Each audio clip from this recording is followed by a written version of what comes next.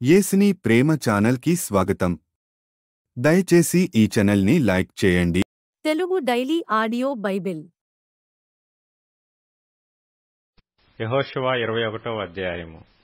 లేవీల పితరుల కుటుంబముల ప్రధానులు కనాను దేశమందలి షిలోహులో యాజకుడైన ఎలియాజరు నొద్దకును నూను కుమారుడైన యెహోషువ యొద్దకును ఇశ్రాయేలీయుల గోత్రముల యొక్క పితరుల కుటుంబముల ప్రధానుల యొద్దకును వచ్చి, మేము నివసించుటకు పురములను మా పశువులకు పొలములను ఇయ్యవలెనని యెహోవా మోషే ద్వారా ఆజ్ఞాపించిననగా, ఇశ్రాయేలీయులు యెహోవా మాట చొప్పున తమ స్వాస్థ్యములలో ఈ పట్టణములను వాటి పొలములను లేవీయులకిచ్చిరి. వంతు చీటి కహాతీయుల వంశముల పక్షముగా వచ్చెను. లేవీయులలో యాజకుడైన అహరోను వంశకుల పక్షముగా యూదా గోత్రికుల నుండియు షిమ్యోను గోత్రికుల నుండియు బెన్యామీను గోత్రికుల నుండియు చీట్ల వలన వచ్చినవి 13 పట్టణములు. కహాతీయులలో మిగిలిన వంశకుల పక్షముగా ఎఫ్రాయిము గోత్రికుల నుండియు దాను గోత్రికుల నుండియు మనష్షే అర్ధగోత్రపు వారి నుండియు వంతు చీట్ల వలన వచ్చినవి 10 పట్టణములు. ఇస్సాకారు గోత్రికుల నుండియు ఆషేరు గోత్రికుల నుండియు నఫ్తాలి గోత్రికుల నుండియు బాషానులోనున్న మనష్షే అర్ధగోత్రపు వారి నుండియు చీట్ల వలన గెర్షోనీయులకు కలిగినవి 13 పట్టణములు. రూబేను గోత్రికుల నుండియు గాదు గోత్రికుల నుండియు జబూలూను గోత్రికుల నుండియు వారి వంశముల చొప్పున మెరారీయులకు కలిగినవి 12 పట్టణములు. యెహోవా మోషే ద్వారా ఆజ్ఞాపించినట్లు ఇశ్రాయేలీయులు వంతు చీట్ల వలన ఆ పట్టణములను వాటి పొలములను లేవీయులకిచ్చిరి. వారు యూదా వంశస్థుల గోత్రములోను షిమ్యోనీయుల గోత్రములోను చెప్పబడిన పేర్లు గల ఈ పట్టణములను ఇచ్చిరి.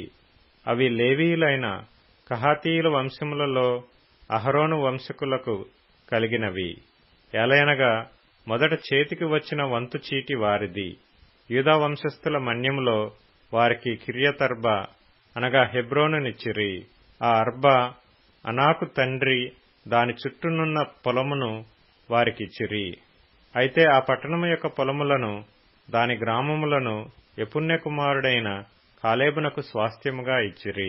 యాజకుడైన అహరోను సంతానపు వారికి వారు నరహంతకునికి ఆశ్రయ పట్టణమైన హెబ్రోనును దాని పొలమును, లిబ్నాను దాని పొలమును, యత్తీరును దాని పొలమును, ఎష్టెమోయను దాని పొలమును, హోలోనును దాని పొలమును, దెబీరును దాని పొలమును, అయినిని దాని పొలమును, యుట్టయను దాని పొలమును, బెత్షెమెషును దాని పొలమును అనగా ఆ 2 గోత్రముల వారి నుండి 9 పట్టణములను ఇచ్చిరి. బెన్యామీను గోత్రము నుండి 4 పట్టణములను అనగా గిబియోనును దాని పొలమును, గెబను దాని పొలమును, అనాతోతును దాని పొలమును, అల్మోనును దాని పొలమును ఇచ్చిరి. యాజకులైన అహరోను వంశకుల పట్టణములన్నీయు వాటి పొలములు పోగా 13 పట్టణములు.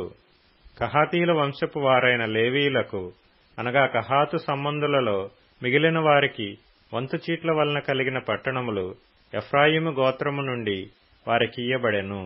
4 పట్టణములను అనగా ఎఫ్రాయిమీయుల మన్యదేశములో నరహంతకుని కొరకు ఆశ్రయ పట్టణమైన షెకెమును దాని పొలమును, గెజెరును దాని పొలమును, కిబ్జాయిమును దాని పొలమును, బేత్ హోరోనును దాని పొలమును వారికిచ్చిరి. దాను గోత్రికుల నుండి 4 పట్టణములను అనగా ఎత్తెకేను దాని పొలమును, గిబ్బోతును దాని పొలమును, అయ్యాలోనును దాని పొలమును, గత్రిమ్మోనును దాని పొలమును వారికిచ్చిరి. 2 పట్టణములను అనగా మనష్షే అర్ధగోత్రికుల నుండి తానాకును దాని పొలమును, గత్రిమ్మోనును దాని పొలమును ఇచ్చిరి. వాటి పొలములుగాక కహాతు సంబంధులలో మిగిలిన వారికి కలిగిన పట్టణములన్నీయు 10. లేవీయుల వంశములలో గెర్షోనీయులకు 2 పట్టణములను అనగా నరహంతకుని కొరకు ఆశ్రయ పట్టణమగు బాషానులోని గోలానును దాని పొలమును, బెయష్టెరాను దాని పొలమును ఇచ్చిరి. ఇస్సాకారు గోత్రికుల నుండి 4 పట్టణములను అనగా కిష్యోనును దాని పొలమును, దాబెరతును దాని పొలమును, యర్మూతును దాని పొలమును, ఏన్గన్నీమును దాని పొలమును ఇచ్చిరి. ఆషేరు గోత్రికుల నుండి 4 పట్టణములను అనగా మిషేయులును దాని పొలమును, అబ్దోనును దాని పొలమును, హెల్కతును దాని పొలమును, రెహోబును దాని పొలమును ఇచ్చిరి. నఫ్తాలి గోత్రికుల నుండి 3 పట్టణములను అనగా నరహంతుకుని కొరకు ఆశ్రయపట్టణమగు గలిలయలోని కెదెషును దాని పొలమును, హమ్మోద్దోరును దాని పొలమును, కర్తానును దాని పొలమును ఇచ్చిరి. వారి వంశముల చొప్పున గెర్షోనీయుల పట్టణములన్నీయు వాటి పొలములు గాక 13 పట్టణములు.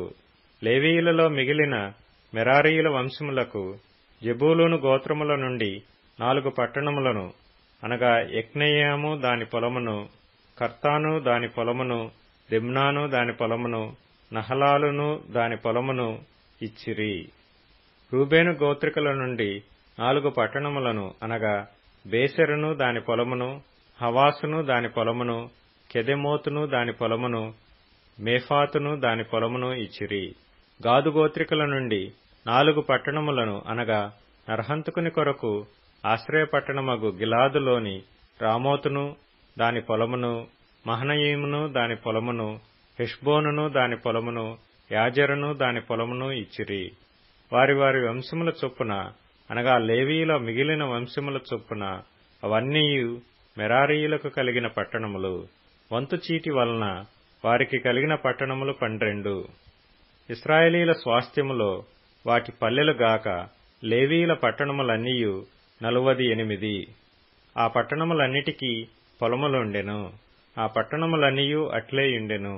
యెహోవా ప్రమాణము చేసి వారి పితరులకిచ్చెదనని చెప్పిన దేశమంతయు ఆయన ఇశ్రాయేలీయులకు అప్పగించెను. వారు దాని స్వాధీనపరచుకొని దానిలో నివసించిరి. యెహోవా వారి పితరులతో ప్రమాణము చేసిన వాటన్నిటి ప్రకారము అన్ని దిక్కులయందు వారికి విశ్రాంతి కలుగజేసెను. యెహోవా వారి శత్రువులనందరినీ వారి చేతికి అప్పగించి ఉండెను గనుక వారిలో నొకడును ఇశ్రాయేలీల ఎదుట నిలువలేకపోయెను. యెహోవా ఇశ్రాయేలీలకు సెలవిచ్చిన మాటలన్నిటిలో ఏదియూ తప్పియుండలేదు, అంతయు నెరవేరెను. యెహోషువ 22వ అధ్యాయము. యెహోషువ రూబేనీయులను, గాదీయులను, మనష్షే అర్ధగోత్రపు వారిని పిలిపించి వారితో ఇట్లనెను. యెహోవా సేవకుడైన మోషే మీకాజ్ఞాపించినదంతయు మీరు చేసియున్నారు. మరియు నేను మీకాజ్ఞాపించిన వాటన్నిటి విషయంలో నా మాట వినియున్నారు.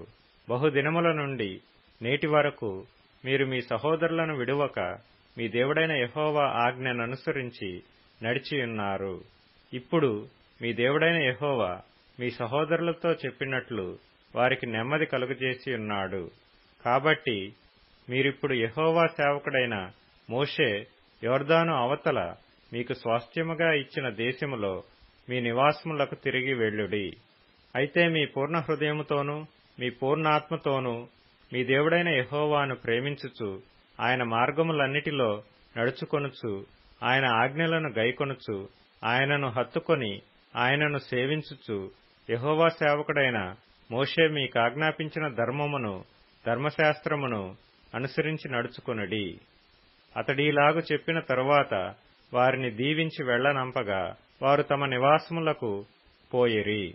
మోషే బాషానులో మనష్షే అర్ధగోత్రమునకును యెహోషువ పడమటి దిక్కున యొర్దాను అద్దరిని వారి సహోదరులలో మిగిలిన అర్ధగోత్రమునకును స్వాస్థ్యములిచ్చిరి.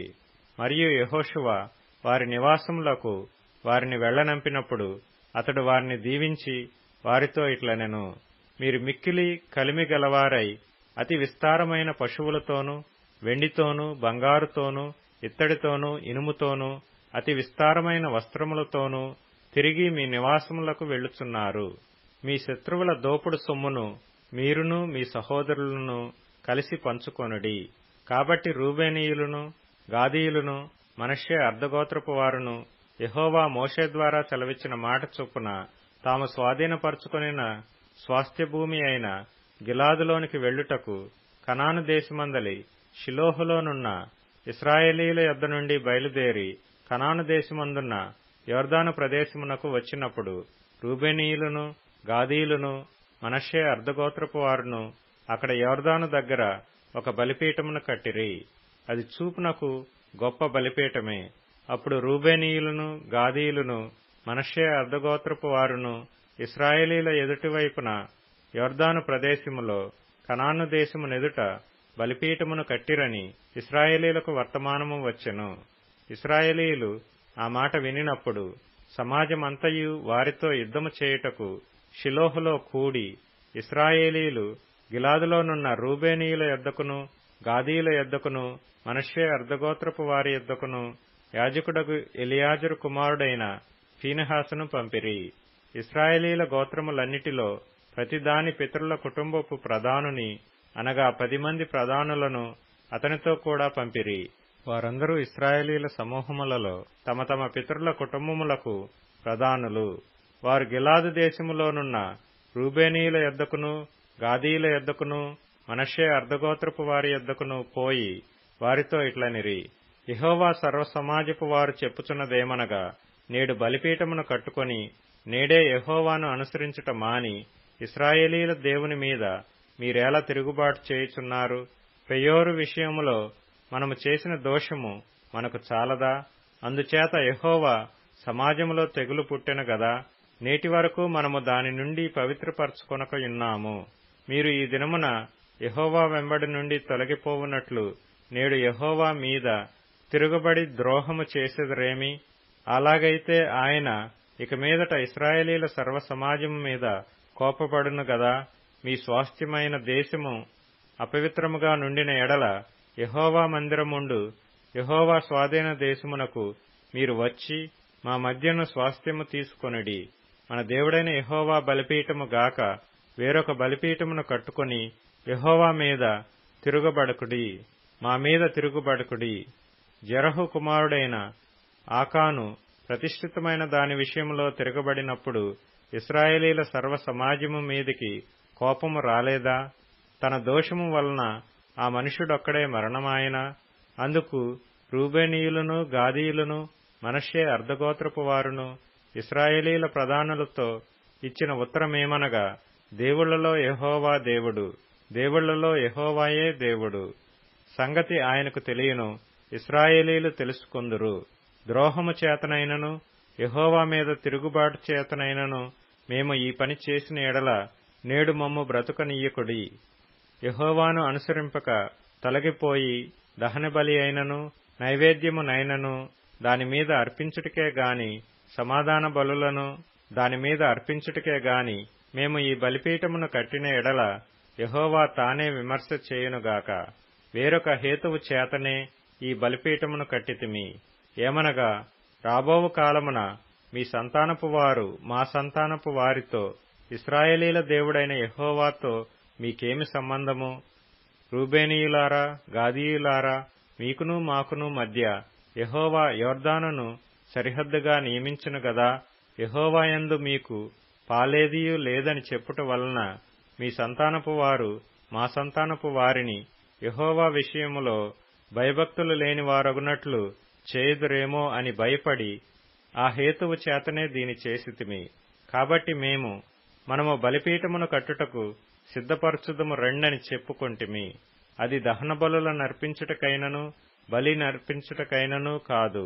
మన దహన బలుల విషయములోను, బలుల విషయములోను, సమాధాన బలుల విషయములోను మనము యెహోవా సన్నిధిని ఆయన సేవ చేయవలయుననుటకు యెహోవాయందు మీకు పాలు ఏదియూ లేదను మాట మీ సంతతి వారు మా సంతతి వారికి చెప్పజాలకుండునట్లు అది మాకును మీకును మన తరువాత మన తరముల వారికిని మధ్య సాక్షి అయి ఉండును.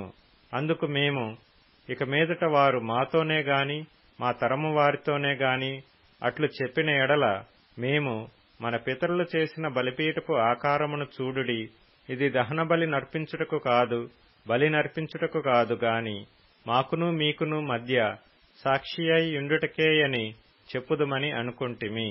ఆయన మందిరమునెదుటనున్న మన దేవుడైన యెహోవా బలిపీఠము తప్ప దహన బలులకైనను నైవేద్యములకైనను బలులకైనను వేరొక బలిపీఠమును కట్టునట్లు నేడు యెహోవాను అనుసరింపక తొలగిపోయిన ఎడలనేమి, యెహోవా మీద ద్రోహము చేసిన ఎడలనేమి మేము శాపగ్రస్తుల మగుదుముగాక. ఫీనెహాసును యాజకుడును సమాజ ప్రధానులను అనగా అతనితో ఉండిన ఇశ్రాయేలీల ప్రధానులను, రూబేనీయులను, గాదీయులను, మనష్షీయులను చెప్పిన మాటలను విని సంతోషించిరి.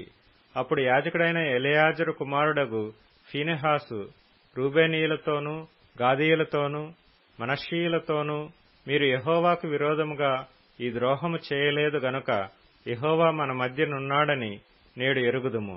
ఇప్పుడు మీరు యెహోవా చేతిలో నుండి ఇశ్రాయేలీలను విడిపించి ఉన్నారని చెప్పెను.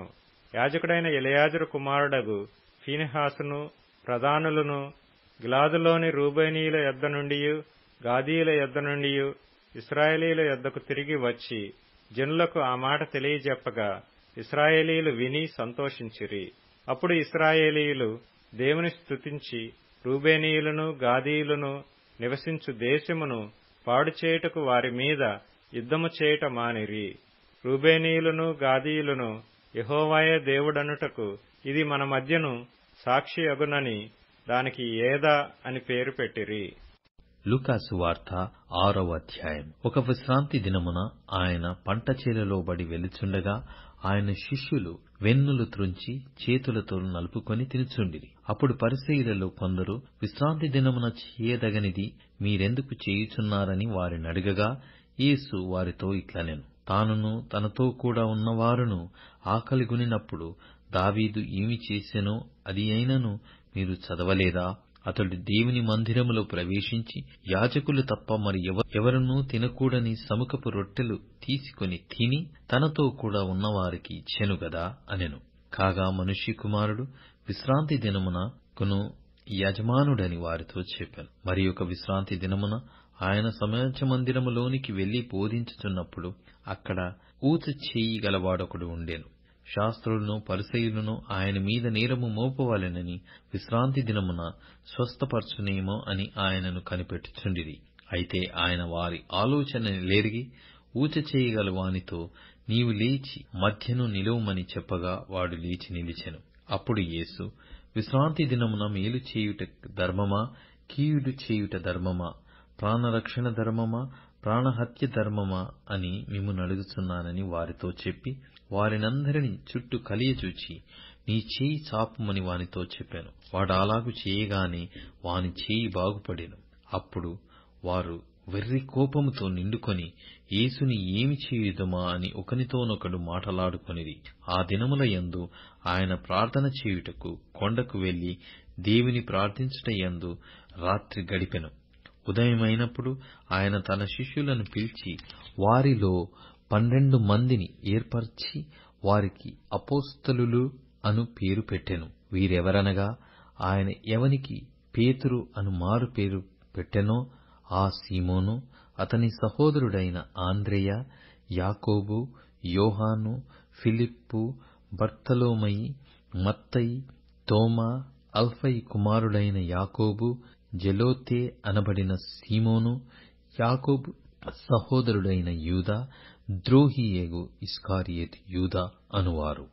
ఆయన వారితో కూడా దిగివచ్చి మైదానమందు నిలిచినప్పుడు ఆయన శిష్యుల గొప్ప సమూహమును ఆయన బోధ వినుటకును తమ రోగములను కుదుర్చుకొనుటకును యూదయ దేశమందంతటి నుండియు యెరూషలేము నుండియు తూరు సీదోనను పట్టణముల సముద్ర తీరముల నుండియు వచ్చిన బహుజన సమూహమును అపవిత్రాత్మల చేత బంధింపబడిన వారును వచ్చి స్వస్థత నొందిరి. ప్రభావము ఆయనలో నుండి బయలుదేరి అందరినీ స్వస్థపరచుచుండెను గనక జనసమూహమంతయు ఆయనను ముట్టవలెనని యత్నము చేసెను. అంతటా ఆయన తన శిష్యుల తట్టు పారచూచి ఇట్లనెను, బీదలైన మీరు ధన్యులు, దేవుని రాజ్యము మీది. ఇప్పుడు ఆకలిగొనుచున్న మీరు ధన్యులు, మీరు తృప్తిపరచబడుదురు. ఇప్పుడు ఏడ్చున్న మీరు ధన్యులు, మీరు నవ్వుదురు. మనుష్య కుమారుని నిమిత్తము మనుషులు మిమ్మును ద్వేషించి వెలివేసి నిందించి మీ పేరు చెడ్డదని కొట్టివేయునప్పుడు మీరు ధన్యులు. ఆ దినమందు మీరు సంతోషించి గంతులు వేయుడి. ఇదిగో మీ ఫలము పరలోకమందు గొప్పదయ్యుండును. వారి పితరులు ప్రవక్తలకు అదే విధముగా చేసిరి. అయ్యో ధనవంతులారా, మీరు కోరిన ఆదరణ మీరు పొందియున్నారు. అయ్యో ఇప్పుడు కడుపు నిండియున్న వారలారా, మీరాకలిగొందురు. అయ్యో, ఇప్పుడు నవ్వుచున్న వారలారా, మీరు దుఃఖించి ఏడ్తురు. దయచేసి ఈ ఛానల్ని లైక్ చేయండి, షేర్ చేయండి, సబ్స్క్రైబ్ చేయండి.